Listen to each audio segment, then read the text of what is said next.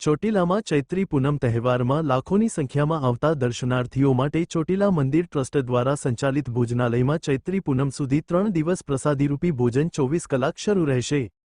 V O ગુજરાતભરમાંથી લાખોની સંખ્યામાં ચામુંડા માતાજીના ભક્તજનો પગપાળા અને વાહનો મારફતે ડુંગર પર બિરાજમાન જગજનની ચામુંડા માતાજીના દર્શને આવે છે, ત્યારે લાખોની સંખ્યામાં આવતા માઈ ભક્તો માટે ચોટીલા ડુંગર ટ્રસ્ટ દ્વારા સંચાલિત નિઃશુલ્ક ભોજનાલયમાં દરરોજના સમયમાં ફેરફાર કરીને ચૈત્રી પૂનમ સુધી 24 કલાક ભોજનરૂપી પ્રસાદની સુવિધા માઈ ભક્તો લઈ શકશે, જે ડુંગર મહંત પરિવારના અમૃતગીરી ગોસાઈ દ્વારા જણાવવામાં આવ્યું હતું। અહેવાલ જગદીશસિંહ ઝાલા, ચોટીલા।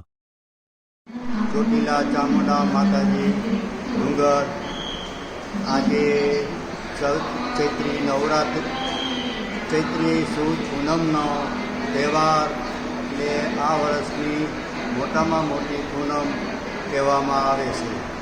આજે હજારોની સંખ્યાની અંદર માતાજીના દર્શન કરવા યાત્રિકો ઉમટી રહ્યા છે અને ગામો ગામથી માતાજીના સંઘ દ્વારા રથ લઈને પ્રવાહ આખા ઉત્તર ગુજરાતથી આવી રહ્યો છે અને માતાજીના દર્શન કરી નીચે તળેટીની અંદર ભોજનાલયની અંદર મહાપ્રસાદનું આયોજન ચાલે છે અને આ દરમિયાન 24 કલાક માતાજીનું ભોજનાલય ચાલુ રાખવામાં આવ્યું છે।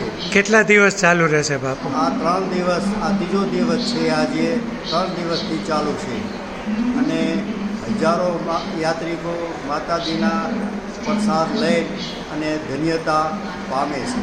જય માતાજી।